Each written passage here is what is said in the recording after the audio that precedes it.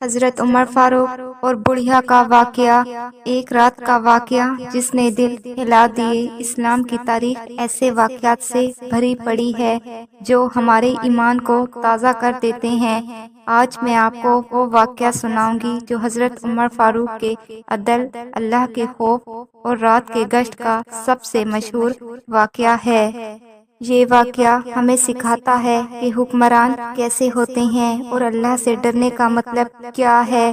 یہ خلافت فاروقی کا زمانہ تھا۔ حضرت عمر بن خطاب مدینہ کے خلیفہ تھے۔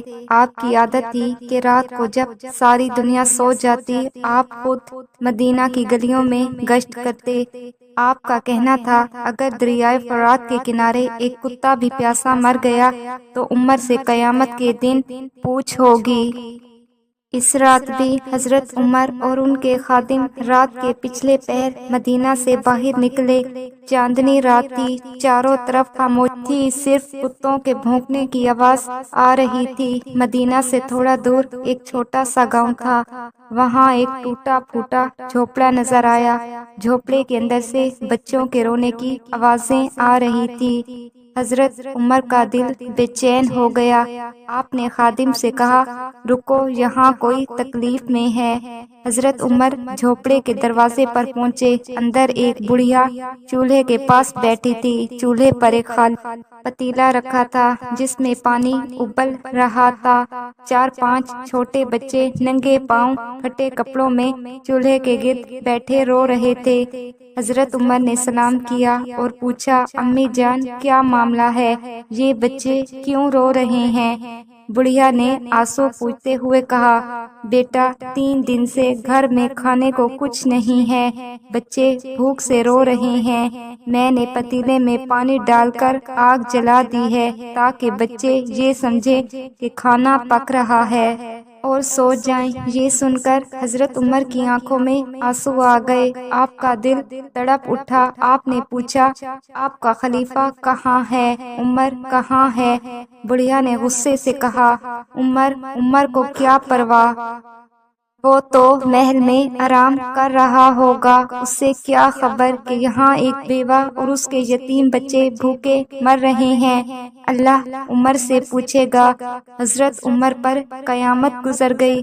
آپ نے اپنا چہرہ دوسری طرف لیا تاکہ بڑھیا آنسو نہ دیکھے۔ آپ نے خادم سے آہستہ سے کہا جلدی کرو، بیت المال سے آٹا، گھی، کھجور اور گوشت لے کر آؤ۔ خادم فوراً بیت المال گئے اور سامان لے آئے۔ حضرت عمر رضی اللہ تعالیٰ عنہ نے خود اپنی پیٹھ پر بوری رکھی۔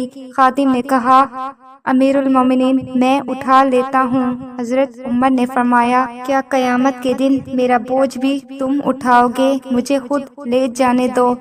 آپ نے خود بوری اٹھائی اور جھونپڑے تک لائے۔ راستے میں آپ بڑھ کہہ رہے تھے ہائے عمر تیری تباہی ہو۔ جھونپڑے پہنچ کر آپ نے خود آٹا گوندھا، خود روٹی پکائی، خود گوشت پکایا، پھر اپنے ہاتھ سے بچوں کو کھانا کھلایا۔ بچے پیٹ بھر کر کھا کر فوراً سو گئے۔ جب بچے کھا کر سو گئے تو بوڑھی عورت نے دعا دی بیٹا اللہ تمہیں جزا دے، کاش تم خلیفہ عمر سے بہتر ہوتے۔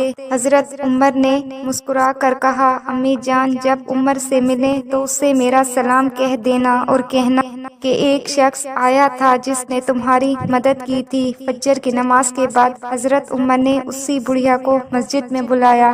بڑھیا ڈرتے ڈرتے آئی۔ اسے کیا خبر تھی کہ رات والا شخص خود خلیفہ عمر ہے۔ نماز کے بعد حضرت عمر منبر پر کھڑے ہوئے اور فرمایا اے لوگوں، رات میں نے ایک بیوہ اور یتیموں کو بھوکا دیکھا، میں ذمہ دار ہوں۔ پھر آپ نے بیت المال سے بڑھیا کے لیے وظیفہ مقرر کیا اور کہا آئندہ کوئی بھی شخص بھوکا نہ سوئے، اگر سوئے گا تو عمر جواب دہ ہوگا۔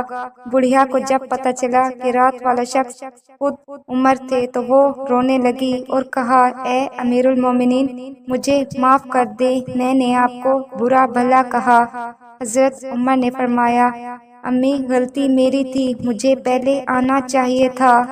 حضرت عمر کا یہ واقعہ ہمیں جھنجھوڑتا ہے، پوچھتا ہے تمہارے آس پاس کوئی بھوکا تو نہیں، کوئی یتیم رو تو نہیں رہا؟